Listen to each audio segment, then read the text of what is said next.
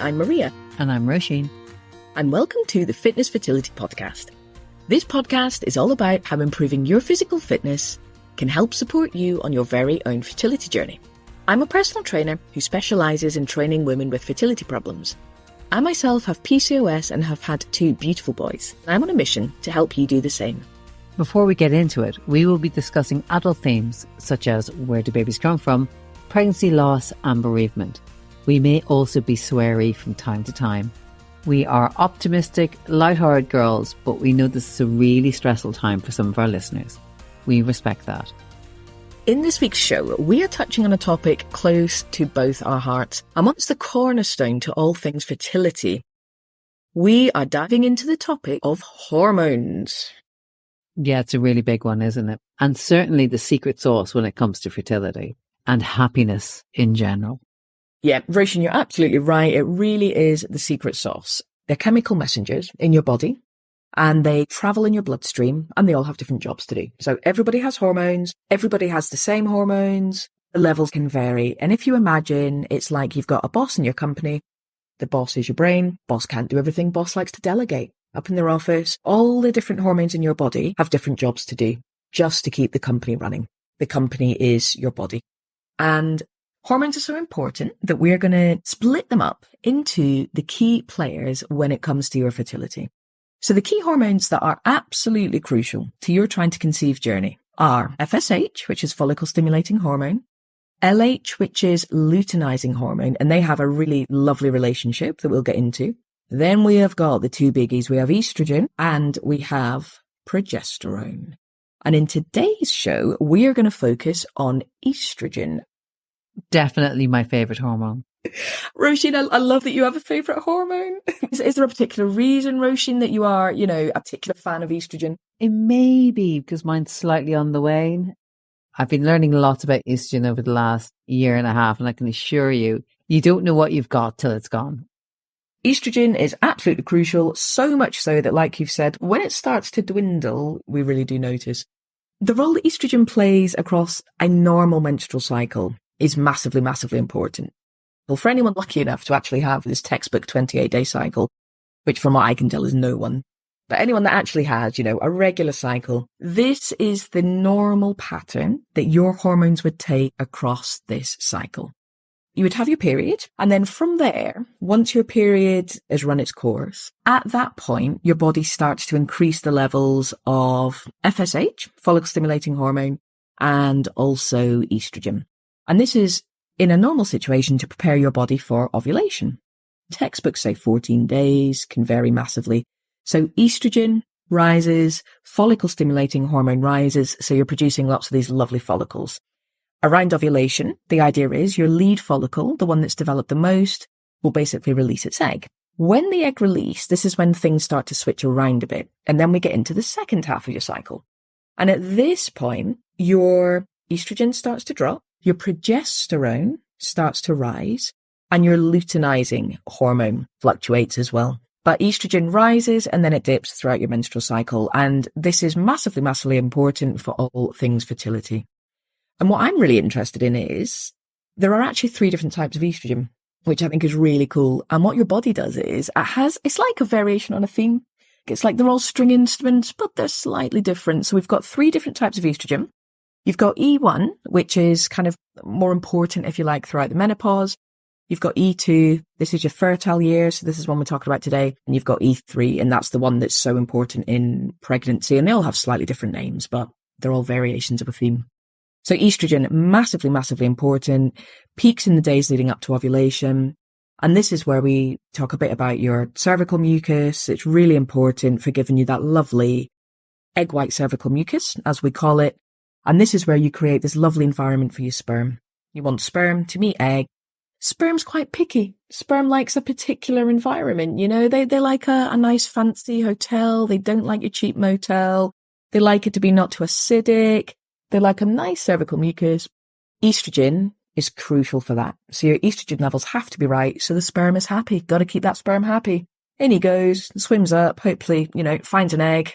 Egg likes the sperm and boom. So in a normal situation, this is one of the reasons why estrogen is just so massively important for all things fertility. But for people that are ovulating on a normal cycle, you can physically feel so much better around that time, can't you? You're optimistic, your skin's glowing, everything kind of feels in the right place.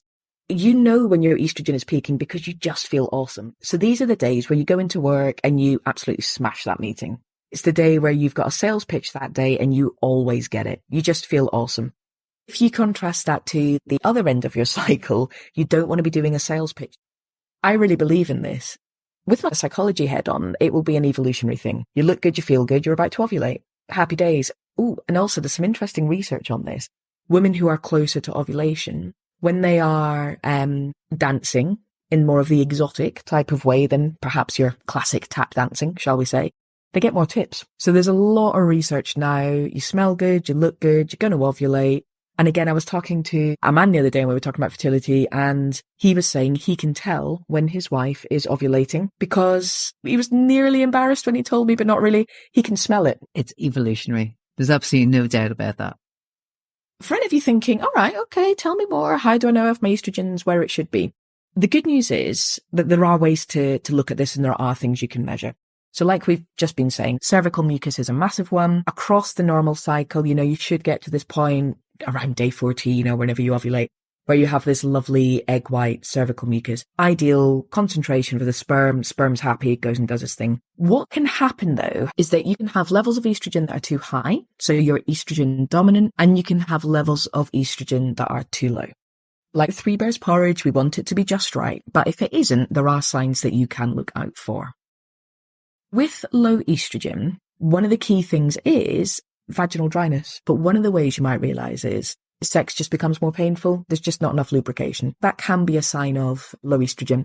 You might get an increase in UTIs, so in urinary tract infections. You might get, and this is obviously the biggie that we're looking for, irregular or absent periods, because you might not actually be ovulating when you're supposed to be. So therefore, you don't go through that lovely cycle that you're supposed to go through. And then this leads to a whole pile of problems. Mood issues, hot flashes, you might have sore breasts, headaches, migraines might get worse. Again, mood, you might just end up feeling a lot more depressed. Depression and estrogen, massive, okay? Massive link between the two. Your concentration might go and you might feel fatigued. If your estrogen is low, there are some quite serious side effects here, just for you in general, but also if you are trying to conceive. It's just really important that you check in, try your best to track these across your cycle if you have a cycle. But this is where the cycle tracking is just so important for so many things. But if you can, try and track how you feel across the cycle. Are there any signs that you might have low estrogen?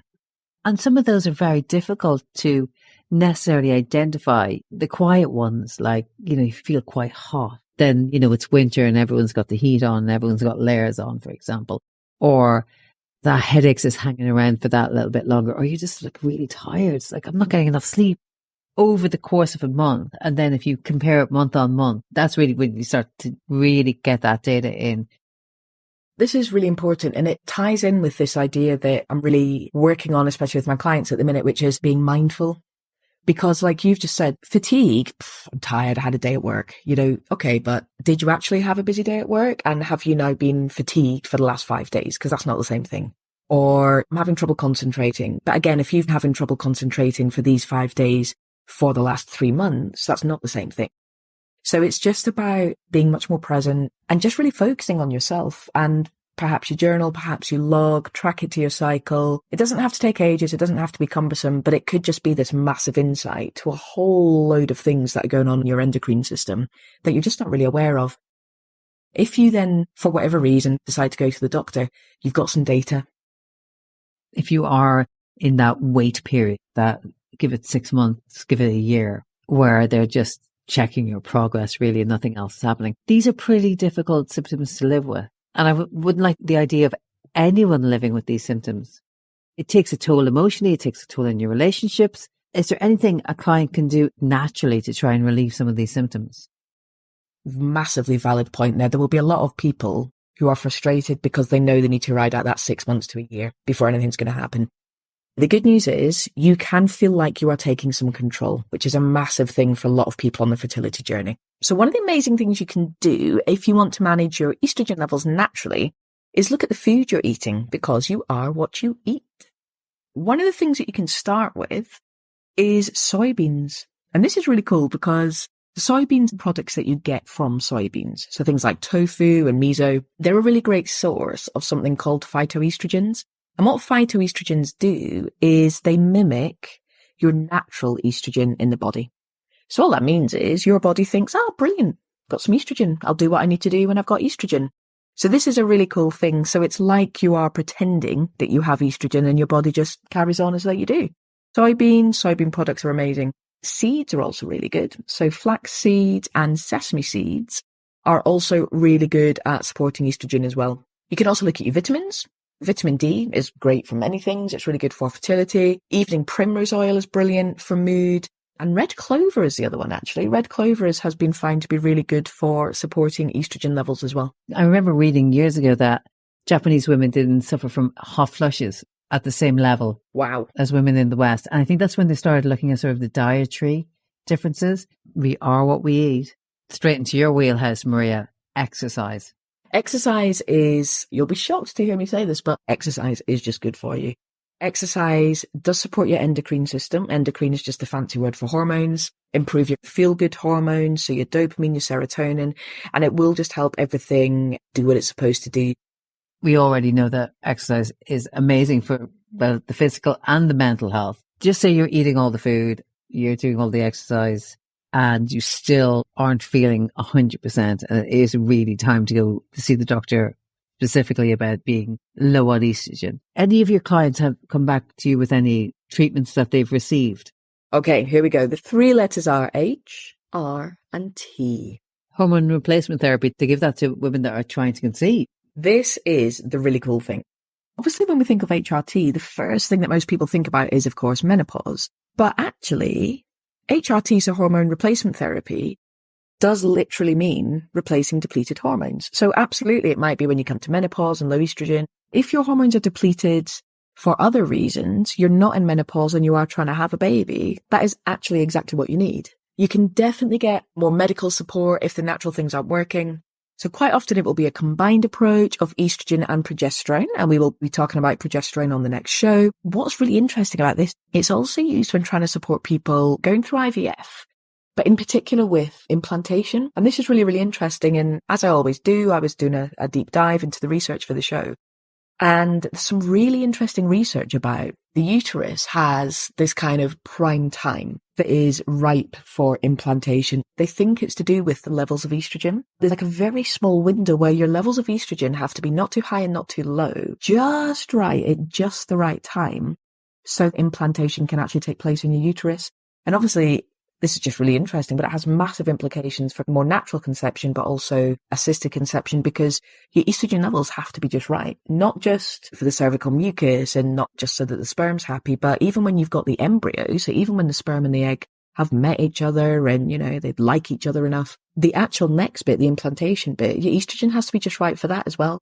Pregnancy and becoming pregnant is just this most incredible thing, because all these things have to line up for it to happen. It really is, genuinely, it is just amazing. It is amazing. And it's a chemistry set, isn't it? And you're just trying to get all those little bits just right. I just want to say that there has been in the past a lot of bad press about HRT. It is an area that I had to look into like quite a lot. I was dragged to look into it to really find out. Because I, like everyone else, thought, oh, well, HRT may lead to breast cancer. And the more I looked, the more I realized, it's not necessarily true. Basically, the research that was done that had a correlation between breast cancer and HRT was done 20 years ago with a different form of estrogen. Okay, so it was mare's estrogen, as in, you know, a female horse. That's what they were deriving the estrogen from. The cohort of women that they were testing on this HRT were, I think they were on average 63 years old. Early menopause can come in anytime around early 40s. And then the average for full-blown menopause is 51 and defined as one full calendar year without your period. The cohort was slightly off and the method was slightly off because the HRT that we tend to use now comes from yams, of all things. I did not know that, actually. That's amazing. Women will have estrogen in either a gel form that you put on the skin, or there's also patches, and they just kind of get your levels right based on your mood and general comfort within your own body. Certainly this is not our expertise on this show, but I would thoroughly recommend Dr. Louise Newson, and she does a podcast and she also has an app called Balance, and Davina McCall and Menopausing. Her book is absolutely a godsend for anyone that is going through low estrogen, low progesterone kind of symptoms, because there's so much in there and it's so well researched. So if you've got any concerns whatsoever, obviously talk to your doctor as a very first place to go. But if you want to learn about all the various different and sometimes quite confusing symptoms of having low estrogen, you'll find it in Louise Newson's app or Davina McCall's book. Both really, really good and really reassuring. I think reassurance is actually really important here. You know, whatever angle you're coming at this from, partly you just want to know, can I control this and can I fix it? Any reassurance, listening to other women, knowing that you're not alone is massively, massively important here. It just gives you that little bit of hope. The other joy that can happen when it comes to estrogen is estrogen dominance. And as you might guess, this is where your estrogen levels are too high. This is a massive one for fertility. If you were trying to symptom spot signs of high estrogen, you might experience some of the following. So PCOS is a big one. Polycystic ovarian syndrome, bloating, more than just the normal, again, swelling, tenderness in your breasts. Again, you might have a decreased sex drive. You might have the irregular periods. You might have increased PMS, particularly bad, particularly troublesome PMS, which goes with the mood swings, again, the headaches. Anxiety is a really interesting one, and because anxiety and PCOS quite often go hand in hand. Weight gain, when you shouldn't be gaining weight. When you're eating well, you're exercising well, and the weight's still piling on. You might experience hair loss, cold hands or cold feet, trouble sleeping, fatigue. You might even experience memory problems. These are all really potentially quite serious things. And again, what I would say is, well, A, be mindful. How are you actually feeling? Check in with yourself. Is there something just not quite right? And do try and track it. If you do have a cycle, do try and track it, because again, it is something you can control. You can get some data. And then when your 6 months is up, when your year's up, go to the doctor and you can say, look, here's the data. This is what I've got. Forewarned is forearmed. Maria, because you had PCOS, that was your barrier to fertility for many years. You must have experienced what it was like to live with high estrogen levels. How did you manage it? This is the really interesting thing. I'm looking at this list and I'm kind of going, had that. Oh yeah, had that. Oh yeah, had that. And to be quite honest, I think I just didn't realize, because I just didn't know as much as I know now. To be honest, I didn't really know anything at the time until I started looking into it. But I had irregular menstrual period. I've talked before about higher, and they've had one a year, and it was always when I was on holiday, in somewhere like Sarajevo, and really bad headaches, really bad anxiety. Weight gain is a big problem. I ran a lot. The running for me really helped with my energy levels. It really helped with things like anxiety. I can get quite bad anxiety if I don't do exercise. The exercise would help stabilize my mood, because again, when you do exercise, you get this lovely boost of all the really good hormones that we like I said before, the dopamine and serotonin. Bloating, depending on the cause of the bloating, but trying to eat foods that were better for my gut. We've talked about gut health before. Much more awareness around gut-friendly foods. There are lots of things that you can do to support high levels of estrogen as well. And again, nutrition and working out in the right way are key to this. Other than getting chemicals involved, nutrition and working out are key to helping you manage estrogen dominance. And is there any specific foods that you should rule in or rule out? There is research now that shows processed meats, red meats, other processed foods, they might actually just be linked to elevated estrogen levels. So this is something that you would want to avoid anyway. You would want to limit your refined carbs. One of the other key things that you might want to look at is, if you do have excess body fat, it is trying to lose that body fat. And what the research has shown is that if you can lose some excess body fat, it's a really good way to lower that estrogen, basically less fat, in some ways less estrogen. If you can take some of the fat out, it just lowers that overall estrogen level. You do manage to lose a little bit of body fat, which I do really appreciate can be hard, especially with PCOS. That's just better for your health anyway. And it's, according to the research, better for fertility and better for a healthier pregnancy as well. Exercise has been shown to help reduce the body fat, but also just reduce estrogen levels. It's really good for just promoting healthy estrogen regulation. So just helping your body do what it's supposed to do. And I'm afraid alcohol, not all our listeners drink, and I know that, but if you are partial to a Small alcoholic beverage of an evening. Again, it is one that you should look at because there's so much research now about what alcohol does to your body. And I appreciate a nice glass of wine as much as anyone, but there are some quite serious ramifications of drinking alcohol, especially on a regular basis. It's kind of sensible stuff, low processed food, eat a healthy diet, try to avoid the red meats, but do try and keep your body fat in check and lower that alcohol as well. And these things can make a real difference. You're suffering from the symptoms of having too much estrogen or too little estrogen. The result from both of them is you just want to sit down and eat all the cakes. Just want to sit down. And that's it. And the best way of combating it is get up and move around. It may be the last thing on your mind. Try and build in those tiny habits, small nudges to get you to where you need to be. I know it sounds ridiculous, but kind of have reminders around your house. You know, there's often people that will swing a kettlebell while they're waiting for the kettle to boil, or get your endorphins flowing before you have your first brew of the day.